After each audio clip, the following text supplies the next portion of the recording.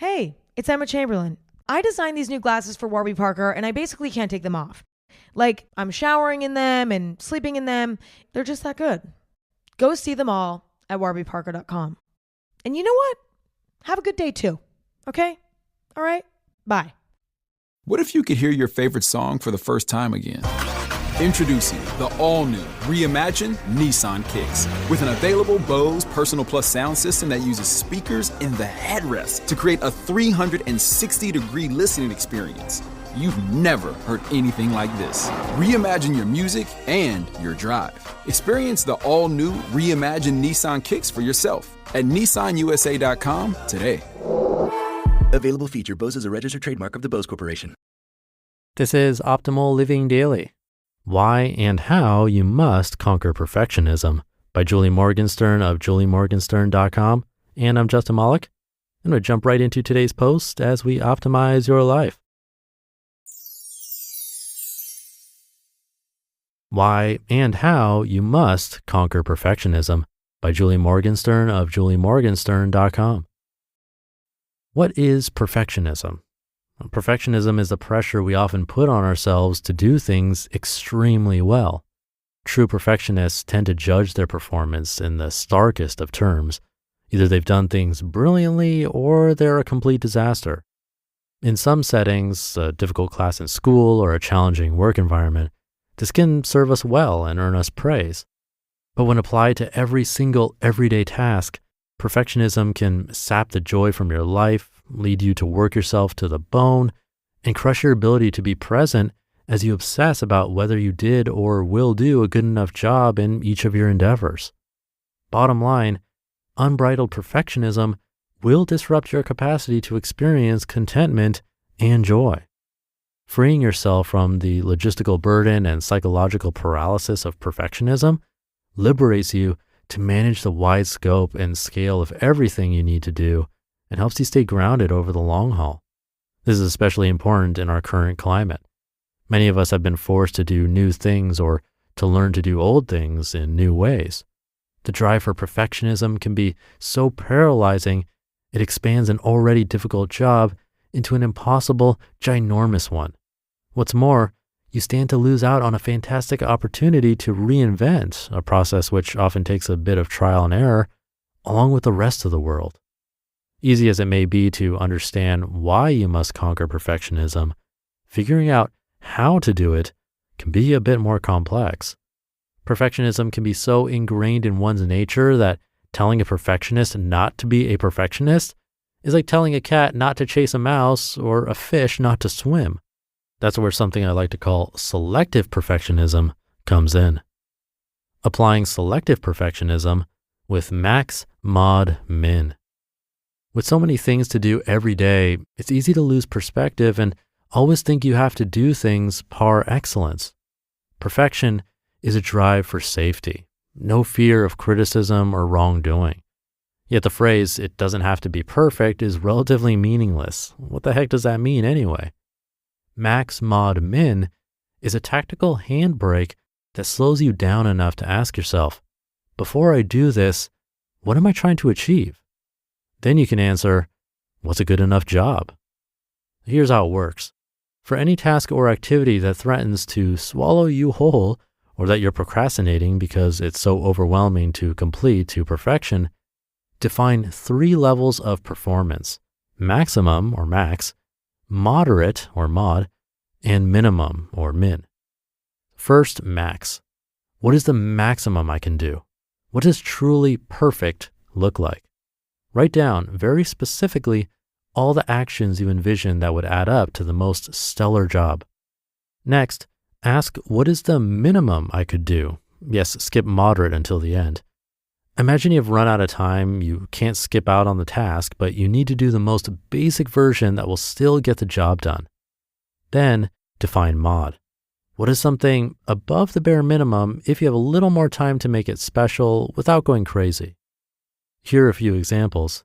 Let's say you're going to, number 1, improve your health and fitness. Max. Buy a full set of weights and kettlebells. Research the best, most effective home workout videos. Start a 30-day elimination diet, cutting out sugar, dairy, caffeine, and alcohol. Mod, buy 2 10-pound weights, find a YouTube workout video series that you enjoy, and reduce your consumption of added sugar.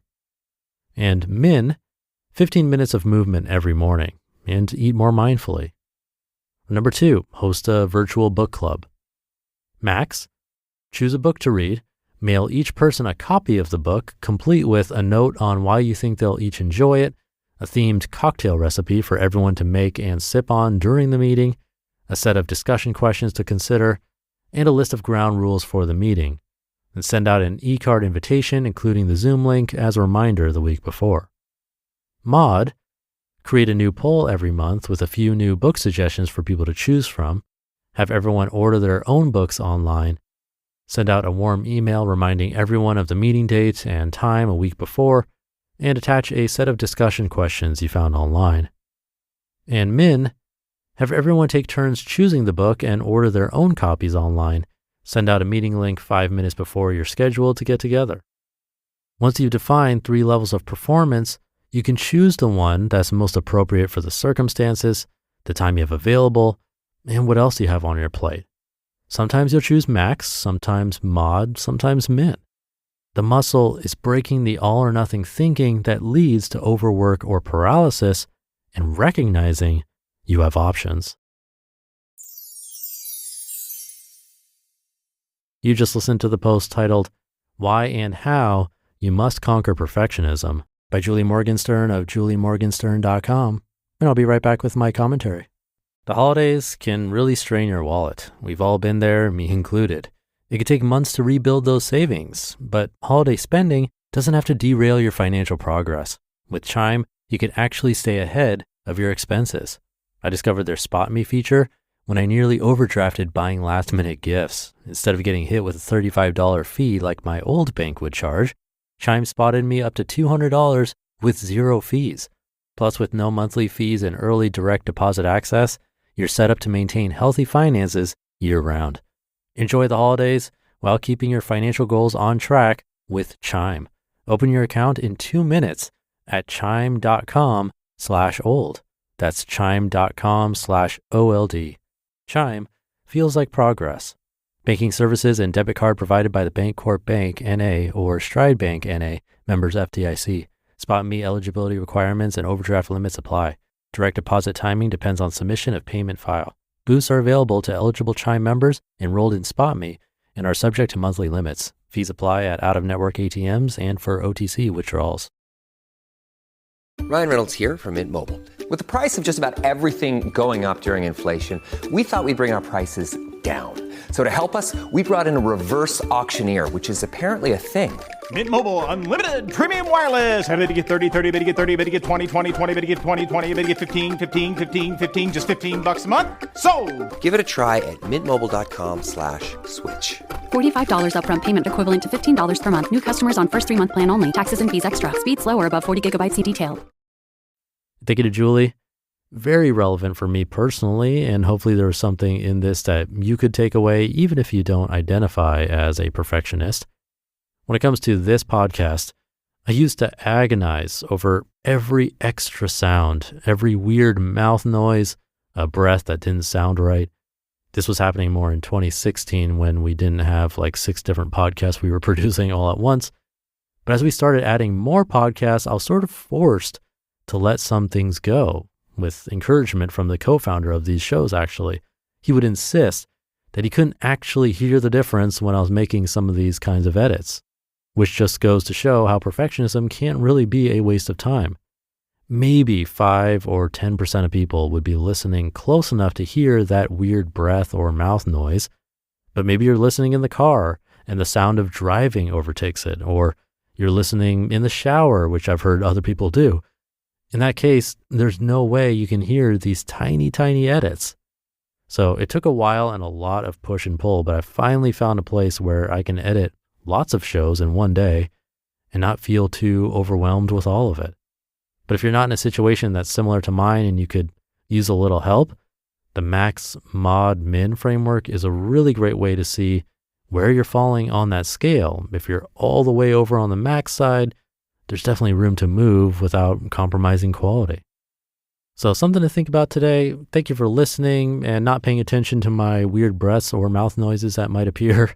Have a great rest of your day, and I'll see you over the weekend where your optimal life awaits.